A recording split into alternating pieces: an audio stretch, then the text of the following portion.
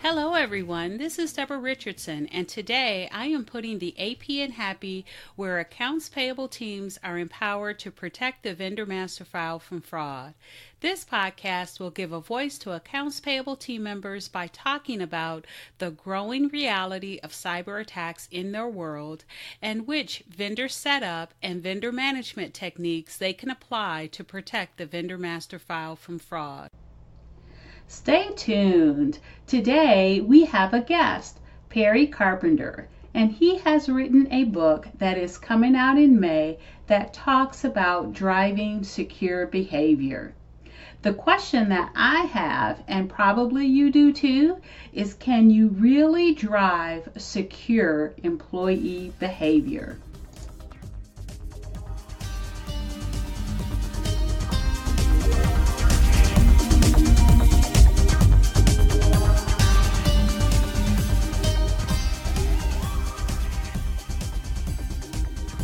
Well, good afternoon, Perry. Hey, good afternoon. So thank you for being a guest on the Putting the AP in Happy podcast. Can you tell us a little bit about yourself? Sure, yeah. So for those that don't know me, my name is Perry Carpenter. I currently serve as the Chief Evangelist and Strategy Officer for a end-user security training company called KnowBe4. And we focus on the human element of security and things like behavior management and culture, and we're the largest vendor in this space.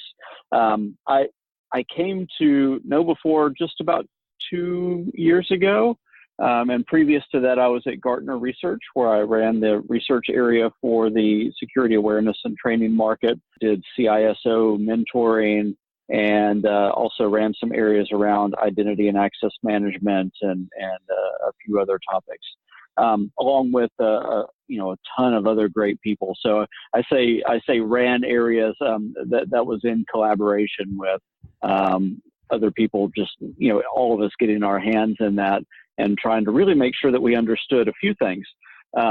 One was, of course, the market, where the market was going. From a vendor standpoint, but the other thing is the very real pains that security leaders were facing every day as they tried to figure out how to allocate budget, how to build the technology layers around their security program and deal with a defense in depth type of mindset, and then also deal with the regulatory requirements. And then, of course, the thing that I really love and focused on most of my time, which was the human element, because so many people are neglecting that. Yeah, and I have to tell you, putting my corporate hat back on, that human element where, I had 18 people that were processing vendor inquiries and vendor requests, and trying to make sure that even though they had the training, even though we've given them reference documents, that they continue to use it, was just something that I worried about every day. So and I think that's a great segue to the fact that you have a new book coming out in May called Transformational Security Awareness: What Neuroscientists, Storytellers, and Marketers Can Teach Us About Driving Secure Behaviors. So it sounds like you did a lot of research. Can you explain what that book is about and why you felt like you needed to write it? Yeah, a few things came into that. And there was a ton of research. There was also a ton of life experience behind it, because I've been delving into the psychology of human behavior for between 10 and 15 years at different levels, all because in the areas that I worked in when I was running security programs at Fortune 500 companies and really helping try to figure out the technology layers that should be in place, and even to when I was a programmer, I would see and help companies spend hundreds of thousands or millions of dollars on all the great security technology and apparatus.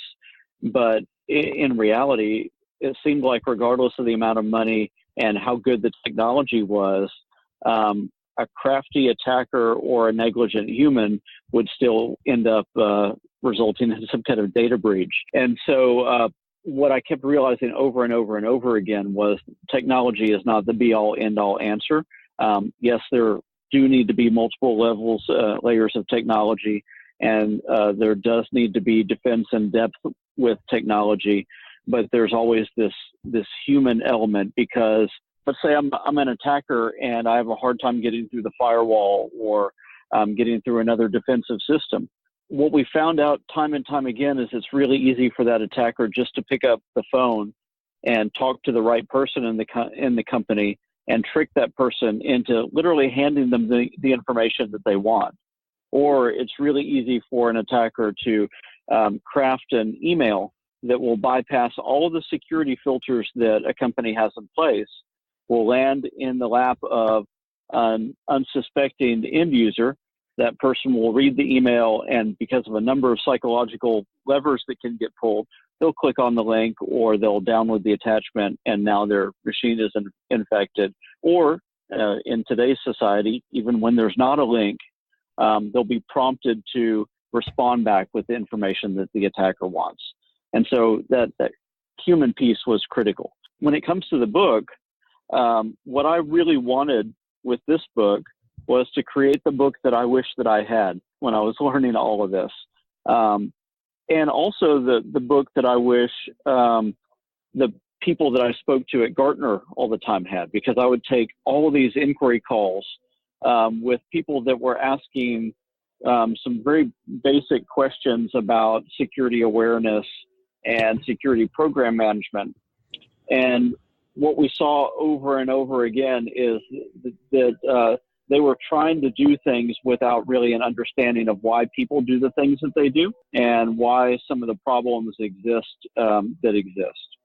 And I have to tell you, that was what I experienced as well as a manager over vendor maintenance. And to your point, the fraudsters or the phishers, if they can't get through email, heck, they just pick up the phone. And you train so that your employees won't be social engineered. So if they hear a baby crying, if there's urgency out there, you train for them to still follow the process. But again, it's those triggers that the phishers know, or the fraudsters know, that they can pull on employees. And you get someone on a bad day or a day that they're not 100%, and everybody can't be 100% all of the time. And there goes all that training out of the window, and they fall for whatever the attack was. So exactly. Yeah. And so in your book, one of the quotes, and this is in the summary because the book's not published yet, but one of the quotes is, when all other processes, controls, and technologies fail, humans are your last line of defense. Can you explain what you meant by that? And then how really companies can prepare their employee to be the last line of defense? Yeah. So, that really reinforces some of what I've already said, that we do have, we've done as an industry a really good job in building out technology-based defenses. But the fact is that a negligent human can still accidentally do something very damaging to a company, or a crafty and persistent attacker can bypass all the technology and speak to a human, or send the right type of email to a human, or follow a human through through a door into an access controlled area, or walk around a building with a camera and take pictures of information that's been exposed on whiteboards or on desks, or do dumpster diving and find things that have been exposed. So, all of those things are related to decisions that you and I make every day. And when I say the human is the last line of defense, what I mean is that we need to spend a decent amount of time and energy building up that layer of defense with the same amount of intentionality and focus that we've put on the technology layers for so many years. And so that means that we're methodical about it. We want to understand how things work and why people do the things that they do. and really get into the behavior piece of this. And the good news is, when we look at why people fall victim for all the attacks that they fall victim for, and the psychology behind that and the behavior science behind that, we can actually use all of that learning to flip things in the right direction and start to condition the behaviors that we want, or to decondition some of the behaviors that we don't want anymore. And that's where you get into phishing training, where if somebody clicks on the link, it redirects them to a just-in-time training. Or if you get into doing things where you literally want to focus on a few behaviors that, if people were to adopt these behaviors and build them into habits, that you can change the face of security for your company. Or even into the one type of behaviors where you might want to build guardrails around somebody and have technology enforce some of those guardrails, but then also have a lot of little nudges around that move people in the direction that you want. So is all of that related to what you call the knowledge intentional behavior gap and how to resolve it? Yeah, it is. So, and let me back up for just a second and talk about one of the criticisms that people have had about quote unquote security awareness for a long time. And that criticism is we give people the right information and they just don't act on it. And in the book, I coined the phrase knowledge, intention, behavior gap. And I also have what I call the 3 realities of security awareness. And those 3 realities are: just because I'm aware doesn't mean that I care. So just because I'm aware doesn't mean that I care. The second one is, if you try to work against human nature, you will fail. And then the third one is, it's way more important what your people do than what they know. And I think almost every security leader would agree with that. I'd ask the question to a CISO: do you care more about what your people know, or do you care more about what your people do? And I think we all instinctively know that it's the doing that leads to a breach, not the knowing about something, because you and I know a whole slew of things, but we don't necessarily care about them or act on them. And so that backs us into this knowledge, intention, behavior gap. There are lots of things that I know, but that doesn't necessarily translate into behavior. So there's a gap between knowledge and behavior intentionally, sometimes because I just don't care about it, or it doesn't enter my mind in the moment. But there's also a gap between knowledge and intention. And so I can know lots of things, but I never have the intention to act on it. And so that's where the caring piece fits in. But there's even a gap between intention and behavior.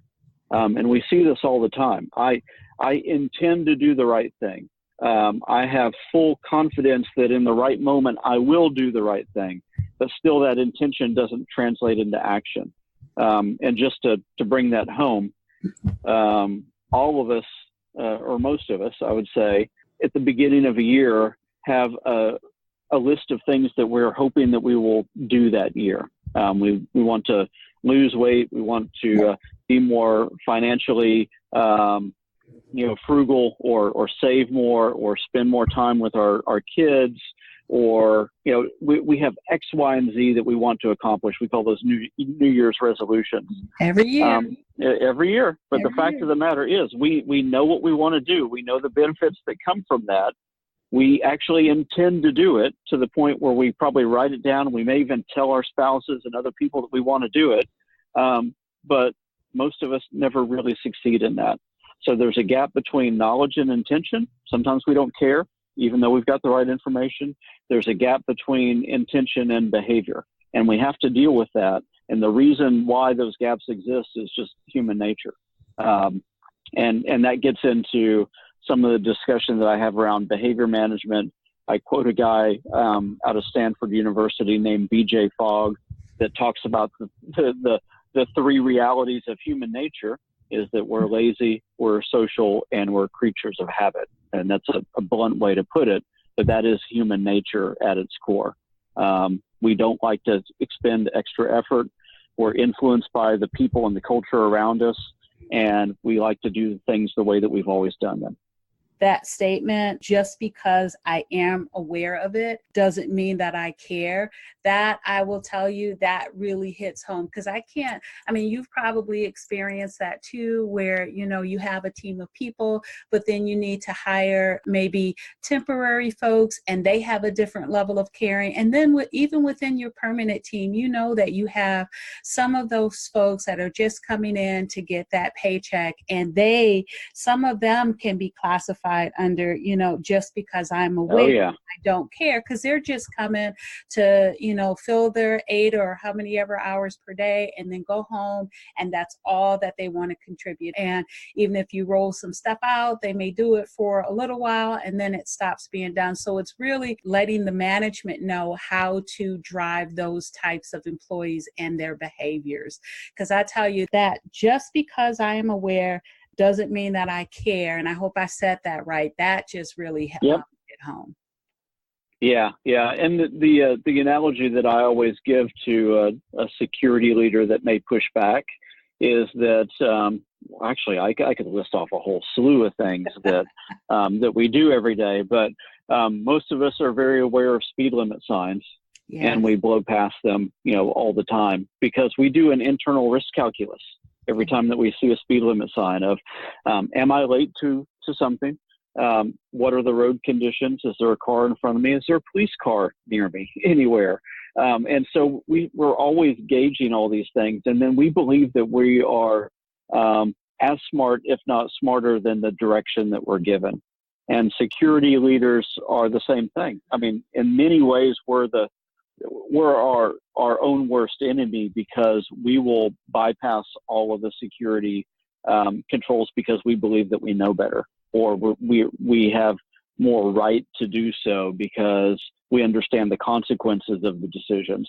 But in reality, we can really be the gateway by which an attacker comes in, or by which there ends up being negligence for the company that would result in breach, I should say. And that is a good point to make, because security leader or management, they're the ones that actually have the full access or more access that can result in a wider scope breach. So that's a very good point to make, because I'm focusing more on the team members that you're training to, spot these phishing attempts, but really it goes all the way up to management and above.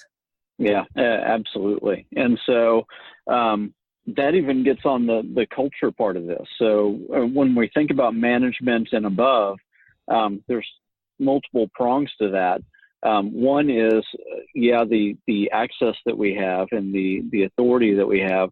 But the other thing that we have to consider is the cultural influence that we have in our organization. Is most people will model their behavior based on the values that they see expressed by management and by the values that they see expressed by their team members. And of course, immediate management has a really disproportionate level of influence when it comes to setting that cultural tone. And so when we think about the impact that management has on security, one of the things that we have to think about from a culture perspective is, how do I build a structure within management where that manager actually carries and influences the culture that I want from a security perspective, so that security behavior is expressed in not only the words that they say, or the policies that they say everybody needs to sign off on, but it's expressed by the implicit and explicit actions that they carry with them every day. So that really reminds me of a scenario that is all too often, or that all too often happens in especially accounts payable and accounts payable vendor maintenance, is, you'll have your policies and your process for vendor setup, vendor onboarding, and then inevitably something happens where the policy or process can't be followed from A to Z.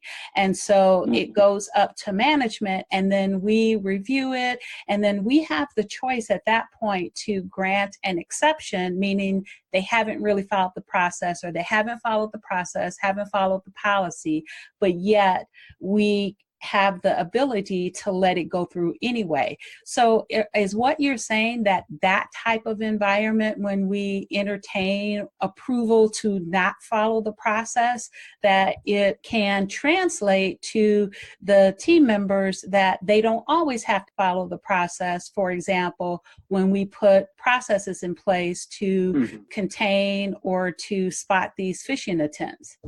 Yeah, you know what? It can, but at the same time, if there's a legitimate reason for the process not to be followed at that point, I think you have to have a multi-pronged way that you approach that. So the first thing, if the management or the team in some companies that has to approve that exception can articulate the risk associated with it, then that's an interesting thing to be able to bring back to the person that's asking for the exception, because you can say, yes, here's why we believe that this is okay for us to grant that exception within this scope, but here's what I want you to realize about the potential implications of that.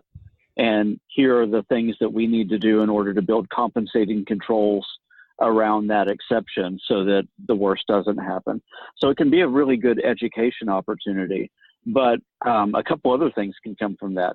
If it's done flippantly and if it's done every time, then it can tell the employee that's asking for that exception probably two things. One is the policy or the process is broken and it's irrelevant at that point. Or the other thing is that security or the process isn't important. And I think you have to really weigh all those things together. If you're constantly giving exceptions because the process is broken, well, then that's a procedural fix that has to happen. And so where you're always seeing those things come through, or the way I talk about it in a security standpoint, more generally, is if you have a gap that exists between policy and reality, you're probably expecting a person not to act like a person. You're not actually accounting for reality. And so that means a change of process or a change of technology has to happen. Yeah, and I would agree with that. In addition to, putting processes into place for security measures, you also have to work on your operational processes as well, because I think it's still, to your point, it creates a culture of exceptions and a culture of, well, let me, measure whether or not it should be done versus it should be done. So I agree with that. I've been in situations where it has been very lax. And then at that point, you work on trying to make sure that the correct processes and policies are in place, and then go from there. Yeah, one thing that's really fundamentally goes through all of the things that we've been talking about is the model of behavior, why people do the things that they do and why they make the decisions that they make. And there was a model that I used several times within the book that came from that Stanford researcher, B.J. Fogg, that I mentioned earlier. BJ is actually one of the main forces behind how applications work, mobile apps specifically work today. He ran a class at Stanford several years ago that had the founders of Instagram in it, or one of the founders of Instagram, and a number of other people. And one of the things that he proposed is, let's see if people within this class can build an app that will really drive user behavior, drive people to engage in it more and more. And out of that class came the formula that many app developers are using today that builds habit-forming apps. That wasn't his intention. It wasn't to kind of drive that behavior, but he wanted to show how predictable human engagement could become. And so the formula that he uses, and that we can use also in how we build things that need to engage or drive behavior, is B equals MAP, where B is equal to behavior, and MAP stands for motivation, ability, and a prompt. Because when you think about it, for behavior to happen, for any behavior to happen, three things come together at the same time. I have to have the motivation to do the behavior. I have to have sufficient ability to do the behavior. And then I have to have something that actually cues the behavior. That's the prompt. So if something isn't happening within an organization from a security perspective or a process perspective, it's really those three things that it boils down to. Does somebody have the right motivation to perform the behavior? If not, by default, it won't happen because they don't care. If they've got the motivation but don't have the ability to do it, well, then the behavior doesn't happen. And we can't even get on to them for not performing the behavior because we've not equipped them properly with the right tools, with the right training, or with the right motivation that might help them gain that skill that they need. Or if they've got the motivation and they have the ability, are we actually asking them to do the behavior? And are we asking them in a prominent enough way within their context that they understand that they should do it? And if there's a breakdown in any of those three elements, the behavior that we want just won't happen. And so we have to design for that. So motivation, ability, and prompt. So what if we have ability and prompt, but the motivation is lacking? Well, motivation's the hardest thing to deal with, right? Because there are lots of things that we know and we just don't care about. But luckily, in our lives, when we lack motivation for something, a behavior just won't happen. If I'm not motivated to exercise, I'm probably just not going to do it. In a corporate world or in organizational life, we can have positive motivation and we can also use negative motivation. And we have all these cultural forces that we can use at the same time. So I can positively motivate somebody by showing them the positive end result of the behavior that we're hoping for. You do this, the company thrives, you thrive, your department thrives, the right thing gets done, and there's, sparkly unicorns everywhere. So I can find ways to motivate them, or I can build up a cultural supportive motivation around that. But if that still doesn't do it, then I do have at my disposal negative motivation, which is you just have to do it, or there's going to have to be consequences. That's a luxury that we have in the corporate world. Doesn't create sustained motivation though. So that's the last resort. And again, even if I've got motivation, doesn't mean that the action will happen. And so one of the things that the model accounts for is that there's a reciprocal relationship between motivation and ability. The easier something is to do, the less the motivational hurdle there is to do it. Or if I build a pattern around it, if I build a habit around it, even something that used to be difficult is now feels easier and requires less motivation. But if something is really, really difficult, my motivation naturally has to be high at that time in order to accomplish it. And so we have to understand all of those relationships. But I would say that the first question you want to ask if you're trying to debug a behavior is, are they being prompted? Can they see the prompt, or has it become invisible because it's just noise at this point? And if it's become invisible, change the prompt and somehow prompt through a different channel. If you've got a poster up and people aren't seeing the poster anymore, then send out a text message or do a corporate meeting, or put something as close to the point of the actual behavior you want as possible. If something's really difficult, well, then change the technology or give them more training on how to accomplish it, or help facilitate the behavior for them and with them. And if it's motivation, then that's kind of its whole other issue. And you have to get into the emotional components of that, or embedding some type of way for them to remember the right thing to do at the right time, using a couple things in the book that I call Trojan horses for the mind. But that's kind of an entirely different discussion. Yeah. And that also sounds like it incorporates some management and leadership techniques as well. Yeah, absolutely. Absolutely. And so all of this, I think, comes together. We can deal with behavior alone, but we're still missing part of the boat, because behavior without motivation will fall on its face. We can deal with motivation, but motivation doesn't always result in behavior. And so that communication piece we know without some other structure will fall on its face. And we can deal with culture, which is good because that really codifies a lot of the behavior management pieces, and it codifies a lot of the communication pieces. But when you build the culture, you really have to get in and be intentional with it. There was a quote that I used in the book. I forget the person that I pulled it from, but it came from a book called Culture Rules.